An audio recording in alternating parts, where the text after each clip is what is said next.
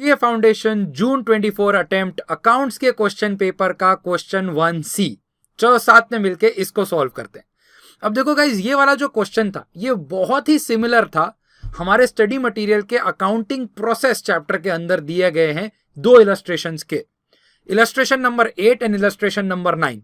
Page number 2.38 के ऊपर हमारी स्टडी मटेरियल के अंदर ये दो इलस्ट्रेशन दिए हैं जहां पर GST at the time of purchase and sale किस तरीके से जर्नल एंट्री के अंदर फिट होते हैं वो डिस्क्राइब करा गया है।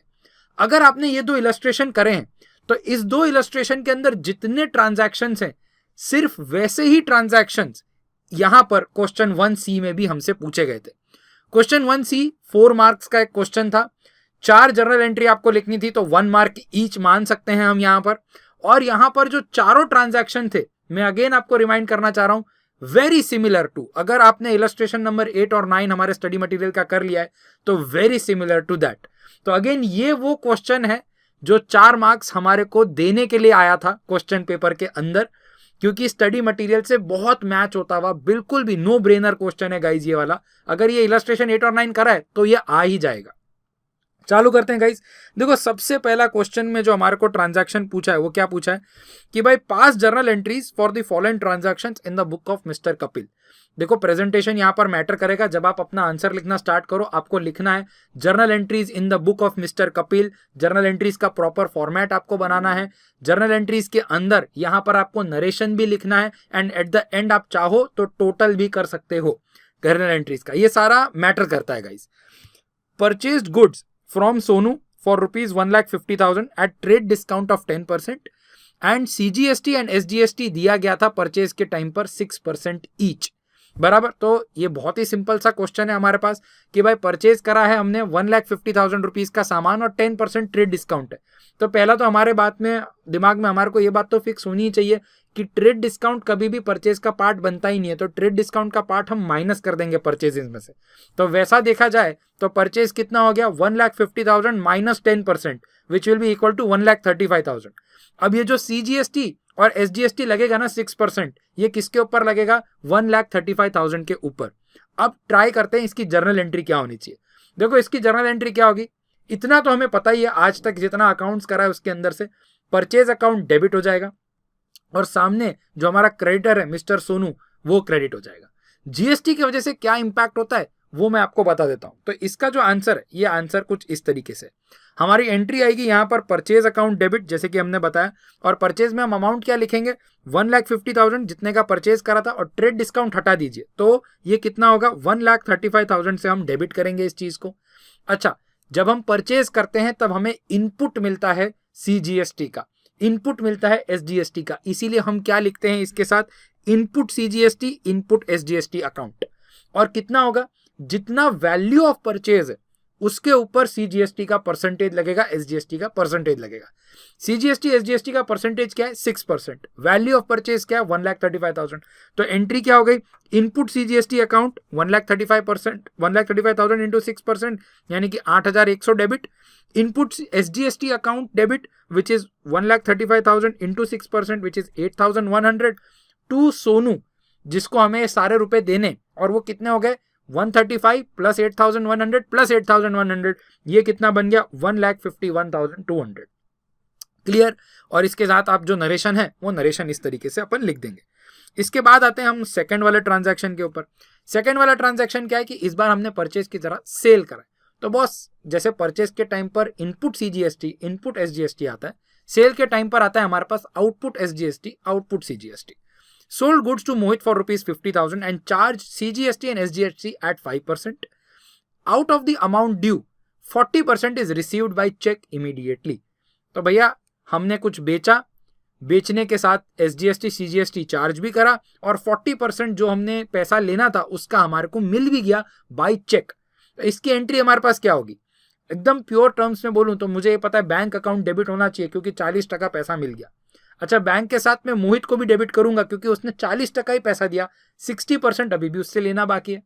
टू सेल्स इतना तो मुझे क्रेडिट करना ही है, इतना तो मैं अपने 12th के बेसिस के ऊपर भी अपना जो है अकाउंट्स बता सकता हूं। अब इसकी एग्जैक्ट एंट्री क्या होगी, सबसे पहले जैसे हमने डिस्कस करा बैंक अकाउंट डेबिट अमाउंट पे एक बार नहीं जाते, मोहित अमाउंट डेबिट अमाउंट पे एक बार अभी भी नहीं जाते। सबसे पहले हम लिख देते हैं टू सेल्स। सेल्स कितने से करी हमने, 50,000 की सेल्स करी, वो लिख देते हैं। सेल्स के साथ क्या होगा, जैसे परचेज के साथ इनपुट होता है सीजीएसटी एसजीएसटी, सेल्स के साथ आउटपुट होएगा। तो यहां पर हम लगाएंगे आउटपुट सीजीएसटी आउटपुट एसजीएसटी। तो लगाया आउटपुट सीजीएसटी आउटपुट एसजीएसटी, कितना, जो परसेंटेज है उतना, और वैल्यू क्या रहेगी हमारी यहाँ 50,000। तो 50,000 into 5%, 50,000 into 5% which is nothing is equal to 2,500 और 2,500। अब टोटल हमें मोहित से लेना कितना हो गया, सोचो टोटल हमें मोहित से लेना है इतने सारे रुपए विच इज इक्वल टू 55,000।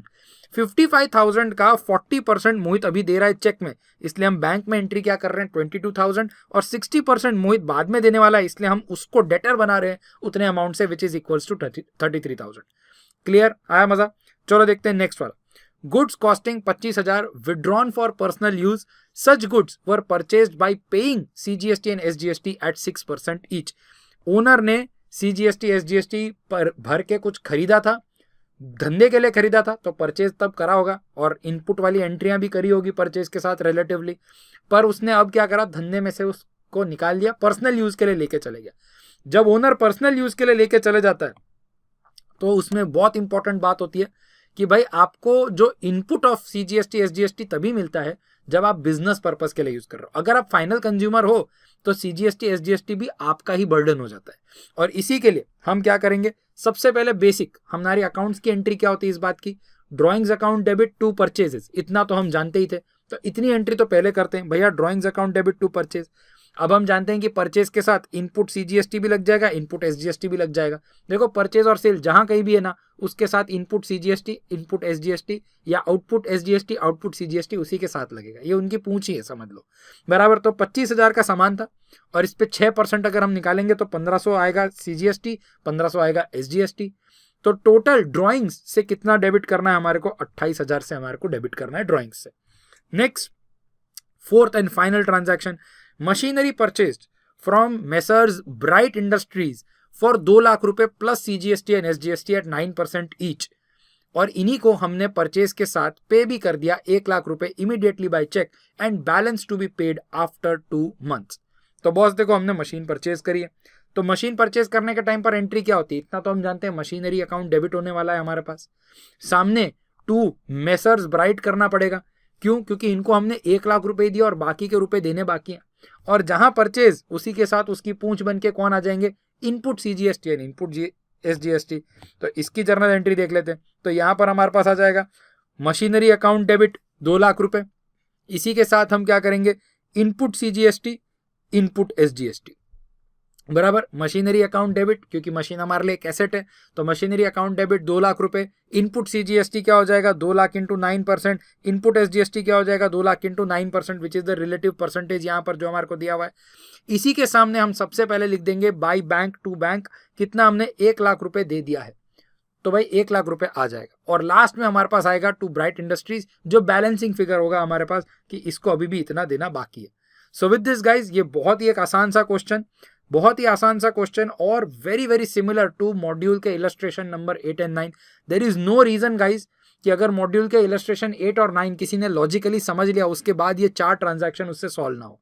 तो याद रखें, स्टडी मटेरियल को टॉप रेट देना है हमारे को अपने प्रिपरेशन के टाइम पर, और स्टडी मटेरियल से बहुत सारे पैरेलल सम्स हमने अपने कॉन्सेप्ट एजुकेशन की लाइब्रेरी के अंदर बनाए हैं, ताकि स्टडी मटेरियल में कभी कभी फील होता है कि यार वहां 4 सम हुए पर फिर भी अभी मेरा कंसेप्ट वीक है, तो वैसे बहुत सारे पैरेलल सम्स हमने बनाए हैं अपनी लाइब्रेरी के अंदर रखें, ताकि आप अपनी प्रिपरेशन अच्छी कर सकते हैं। गाइज जाते जाते एक छोटा सी रिमाइंडर और आपको देना चाहता हूँ, सीए इंटरमीडिएट का May 25 का बैच बहुत जल्दी हमारे यहाँ स्टार्ट हो रहा है, and that will be only 15,000 for both groups inclusive of GST. And in case आप सीए फाउंडेशन की एग्जाम सितंबर में वापस देने वाले हो या फर्स्ट टाइम देने वाले हो, तो our batch for that is almost starting, जिसका price is going to be 5,000 rupees. मेरा नाम है CA Yashvardhan Sabu, I am the head faculty for accounts at concept education. हम सॉल्व कर रहे हैं सीए फाउंडेशन जून 24 अटेम्प्ट का पूरा अकाउंट्स का पेपर। अभी हमने करा क्वेश्चन 1C, नेक्स्ट वीडियो के अंदर हम देखेंगे क्वेश्चन 2A।